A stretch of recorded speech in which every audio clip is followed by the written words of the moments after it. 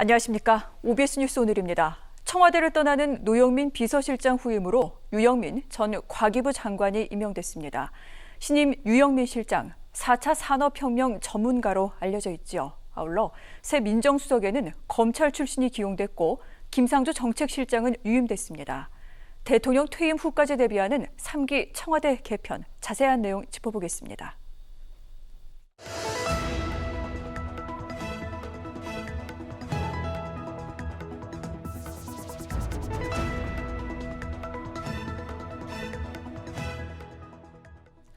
오늘 함께하실 두 분 소개해드립니다. 박창환 장한대 교수, 박상병 시사평론가 나오셨습니다. 안녕하십니까? 어서 오십시오. 네, 2020년 마지막 날인데 어제 오늘 개각과 더불어 또 청와대 개편까지 상당히 좀 숨가쁘게 돌아가고 있습니다. 먼저 오늘 발표된 청와대 개편의 배경부터 좀 짚어볼까 합니다.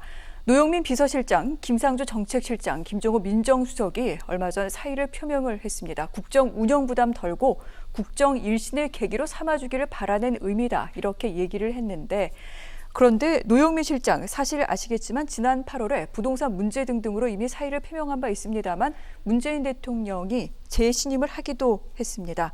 그런데 이제 오늘 노영민 실장과 김종호 민정수석은 청와대를 떠나게 됐는데 이 부분 어떻게 보시는지 박 교수님 평가를 좀 해주신다면요. 네, 노영민 실장 같은 경우에는 지난 8월달에 한번 사표를 냈었는데 네. 좀 뒤늦게 이제서야 이제 교체가 됐어요. 2년 동안 대통령을 모셨으니까 이제 때가 됐다, 이렇게 볼 수도 있는데 아무래도 이제 대통령의 재가까지 난 징계가 사실상 무력화되지 않았습니까? 네. 누군가는 누군가는 책임을 져야 되고요. 그러다 보니까 비서실장이 책임을 지는 그런 이제 모양새가 됐어요. 한마디로 국면 전환용 개각 인사다, 이렇게 봐야 될 것 같습니다. 근데 좀 눈여겨볼 지점이 노영민 실장이야 비서실장으로서 책임진다고 보면 되는데 네. 김종호 민정수석은 4개월밖에 안 됐거든요. 네. 그런데 이제 교체가 됐어요. 근데 이제 민정수석 같은 경우에는 문책성 인사라고 봐야 될 것 같아요. 그러니까 사실 민정수석이면 법무부의 추윤 갈등뿐만 아니라 이번 징계에 대해서도 깊숙이 어떤 정무적인 판단을 해야 되는데 행정법원에서의 판단이 인용이 나올 거라고 예상을 했다라면은 네. 이거 사실 말렸어야 되는 부분인 거고요.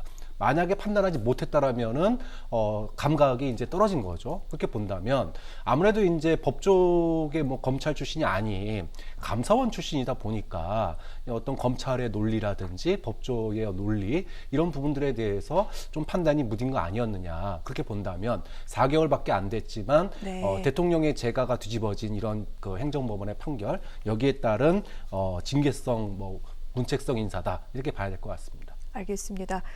국정 운영 부담을 덜고 국정 일신의 계기다, 그렇게 말은 했습니다만 추윤 갈등으로 결국 윤석열 검찰총장이 법원에 징계 등등의 집행 정지를 신청했고 결국은 윤 총장의 승으로 돌아간 바 있죠. 대통령 재가 사항인데 결국 문재인 대통령이 사실 국민에게 사과까지 하기도 했습니다. 이 부분에 대한 책임을 물은 것이다, 이렇게 볼 수 있다라고 말씀을 하셨는데, 그런데 3명이 사의를 표명했다고 말씀을 드렸습니다. 김상조 정책실장, 하지만 유임이 됐습니다. 사의를 반려했다, 청와대가 그렇게 밝혔는데 어떻게 보십니까, 평론가님? 사의를 밝혔다면은 계속하기는 쉽지는 않아 보여요. 네. 또 사의를 밝힐 만한 지금 사유도 있는 거죠. 지금 경제 현안이 정말로 간단치가 않습니다. 청와대 정책실장의 책임질 문제고 비단 부동산 문제뿐만이 아닙니다. 네.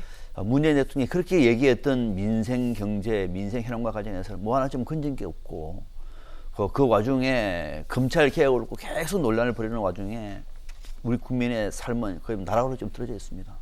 누군가 책임을 져야 되는 것이죠. 인사라고 얘기하는 것은 인사를 통해서 단순히 사람만 바꾸는 것이 아니고요. 인사를 통해서 어떤 사람을 바꾸고 어떤 사람을 발탁하느냐에 따라서 정책의 메시지를 전달하는 겁니다. 특히 청와대 인사는 그 핵심이거든요.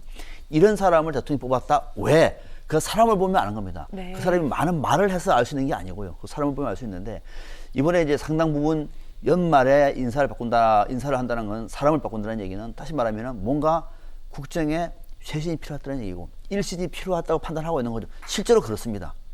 오늘이 12월 31일 날 바꿉니다. 내년은 문재인 정부의 집권 5년 차입니다. 네. 마지막 해거든요. 이제는 뭔가 정말로 성과를 만들어도 너무 늦은 시기란 말입니다. 내년 4월 재보선 끝나면 대선 정국으로 가버립니다. 바꿔도 메시지를 전달할 수 있는 시간이 별로 없어요. 딱 지금이 적기입니다. 네. 이런 와중에 이번에 문 대통령이 청와대와 정부 인사를 바꾸는 것이고, 마침 김상조 정치실장 같은 경우에는 본인도 사의를 밝혔고 밝힌 이유도 있습니다만은 청와대는 이런 고민을 하고 있는 것 같아요. 후임이 마땅치 않다.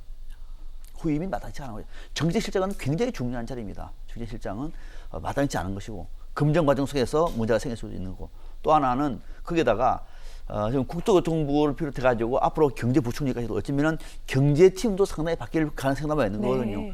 그거를 염두에 뒀으면 굳이 지금 안 바꿔도 내년 1월 달 정도에 바꿔도 늦지지는 않다고 판단한 것 같아요. 그래서 사의는 일단 반려하는 것으로 이렇게 풀어가 되는 데 모이고, 그러나 반려와 무관하게 김상조 정치실장의 실패는 본인도 인정하다시피 저는 바꾸는 것은 시간 문제다. 다만 타이밍이 지금은 아닌 것 같다라고 청와대는 판단한 것으로 보입니다. 그렇군요. 김상조 정책실장은 재신임이라기보단 일단 유임으로 볼 수 있다, 이렇게 해석을 하셨습니다. 내년 즈음에 다시 한번 경제 정책 라인의 전면적인 개편이 있지 않겠느냐, 이렇게 말씀을 하셨는데 한번 기다려보도록 하겠습니다. 자, 인사에는 메시지가 담겨 있다, 이렇게 얘기도 하셨는데, 그렇다면 좀 신임 인사가 난 이 면면들을 살펴보면서 어떤 메시지가 담겼는지 그럼 한번 또 해석을 해보도록 하겠습니다.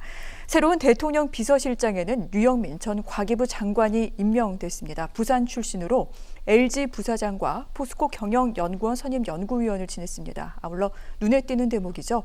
문재인 대통령이 당시 민주당 대표였던 시절 인재 영입한 케이스이기도 합니다. 하지만 총선에서 2번 연거푸 낙선을 했던 바 있기도 한데 이번에 비서실장으로 임명이 됐습니다.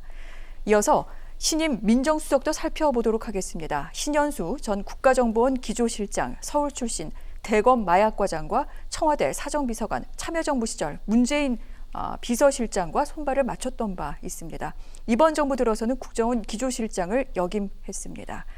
자, 이렇게 유영민, 신현수 이 두 인사에 담겨있는 메시지는 무엇인지 궁금하고요. 또 일각에선 이런 얘기도 나옵니다. 왜 삼철이 아닌 유영민인지 궁금하다. 평론가님. 네, 언론에서 삼철을 되게 좋아하는 것 같아요. 이번에 삼철이 될 가능성은 제로였습니다. 제로. 네. 그래서 사람들은 또 이번에 또 삼철이 하면서 언론을 보면서 분석을 했겠습니다만, 문재인 정부 집권 5년째입니다. 큰 선거가 2개나 지금 남았습니다. 네. 내년에는 그죠? 큰 선거가 2개. 그 선거에서 야당은 무조건 문재인 대통령과 문재인 정부를 때릴 거예요. 무조건. 그게 선거 프레임입니다. 그때 제일 만만한 싸움이 누굴까요? 대통령이 빠지고 삼철 있다고 얘기하면 더더욱 좋죠. 그러면 국민들의 반대 목소리가 그대로 전달되는 겁니다. 삼철을 향해서 문재인 대통령을 때리는 거죠. 그걸 그대로 받아준다? 국정 운영 못해요. 삼철은 억울하겠죠. 나는 지금 열심히 하려고 그러는데 왜 자꾸 나만 때리나? 왜? 때려야 국민들이 알거든요. 나머지 그러면 유영민 비서실장 내정자는 때려도 잘 몰라요. 유영민이 누군지 잘 모릅니다. 거기다가 문재인 대통령이 아주 신뢰하는 사람이에요. 네. 그리고 정치색이 약합니다. 문재인 대통령이 영입은 했습니다만 정치색이 약하고, 이전에도 과학기술부 장관이에요. 그리고 또 기업인 출신입니다. 네. 조용히 문재인 대통령의 복심으로 움직이면서 청와대를 장악할 수 있는 역량이 있는 것이고, 야당의 칼날도 이쪽으로 갈 수 없는 거란 말이죠. 그리고 서서 비판한다고 잘 몰라요. 자, 그렇다고 얘기하면은 정말로 대통령 비서실장은 비서실다운 역할을 책임지게 할 수가 있는 사람으로 책임자고, 문 대통령이 임기 말에 자신과 함께 임기를 마칠 수 있는 사람으로 낙점을 한 거예요. 네. 안성맞춤이죠. 그리고 이분이 앞으로 정치할 사람도 아니고요, 또. 삼천은 정치할 수도 있잖아요, 앞으로. 그죠? 그러니까 그런 측면에서 저는 유영민 비서실장을 택한 문재인 대통령의 메시지는 정확하다. 또 하나, 신현수 이 민정수석 내정자 같은 경우에는 이분은 검찰 안에서도 신망이 굉장히 높은 사람이고요. 네. 문재인 대통령도 굉장히 신뢰하는 사람이고, 이전에도 문재인 캠퍼스 속에서 오랫동안 손발을 맞춘 사람이에요. 그리고 상당히 이게 검사 출신입니다. 논리가 있기 때문에 앞으로 검찰 개혁은 더 강하게 지속될 수밖에 없습니다. 앞으로 생각보다 훨씬 더 강한 검찰 개혁의 메시지가 나올 수 있어요. 그럴 때는 추미애나 지금과 같은 메시지가 아니라 좀 더 정교한, 그러면서도 개혁다운 개혁을 할 수 있는 인물로 볼 때, 보니까 신현수 전 국정원 기조실장, 네. 검사 출신이고 문 대통령 호흡을 맞춰왔고, 더더욱이 검사 출신이기 때문에 검찰의 칼날도 방어할 수가 있는 거거든요. 또 메시지도 더 힘있게 전달할 수가 있습니다. 볼 때 저는 안성맞춤이다. 그래서 이번에는 유영민, 신현수 두 사람을 발탁한 것은 청와대의 의중은 두 가지입니다. 하나는 철저하게 문재인 사람, 그래도 불구하고 내부적으로 큰 논란을 피하면서 네. 대통령의 메시지를 정확하게 전달할 수 있는 인물, 그를 집중적으로 고민을 하다 보니까 저는 두 사람을 발탁한 것이다. 이렇게 안정적인 국정관리에 나름대로 대통령이 애를 쓰는구나 알 수 있는 그런 메시지였습니다. 그렇군요.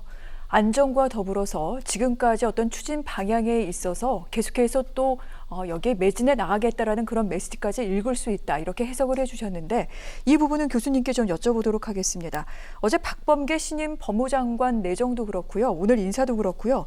쓰던 사람만 계속 쓴다. 뭐가 쇄신이냐 이런 지적도 있습니다. 어떻게 들으셨습니까? 네, 사실 이제 진영 논리가 판치는 우리 정치판에서 자기 진영을 넘어선 사람을 쓰는 게 쉽지가 않습니다. 뭐 이제까지 모든 뭐 단임제 5년 단임제 대통령제로 전환된 6공화국 이후에 계속 그랬어요. 그리고 사실 이제 임기 마지막 차에 비서실의 진용을 보면 네. 대부분 레임덕 현상에서 허덕였거든요. 그러다 보니까 친정 체제, 강력한 친정 체제를 구축했습니다. 그런데 문재인 대통령이 왜 이제 삼철이 아니라 사실 대부분이 삼철을 통한 친정 체제 구축으로 갈 거다라고 누구나 다 예상을 했는데 유영민 비서실장 내정을 했다라고 하는 거는 문재인 대통령이 아직까지는 또 지지율에 조금은 여유가 있는 것이고요.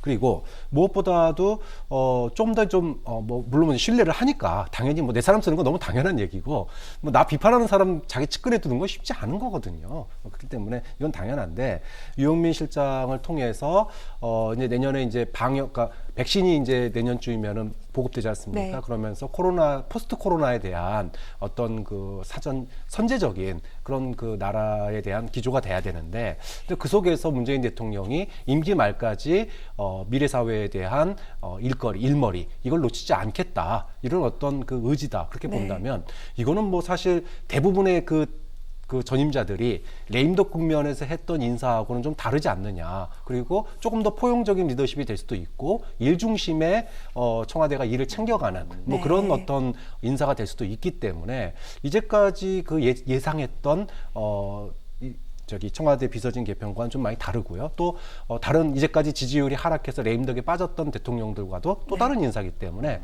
상당히 5년 차에 일머리를 어떻게 잡아갈 것인가 이 부분에서 좀 그래도 좀 기대를 해볼 만한 그런 인사가 아닌가 싶습니다. 그렇군요. 내년 국정 운영에 대한 의지까지 확인할 수 있는 그런 인사였다. 이렇게 결론을 좀 내주신 것 같습니다. 한번 어떻게 운영되는지 계속해서 기대를 갖고 좀 지켜보도록 하겠습니다.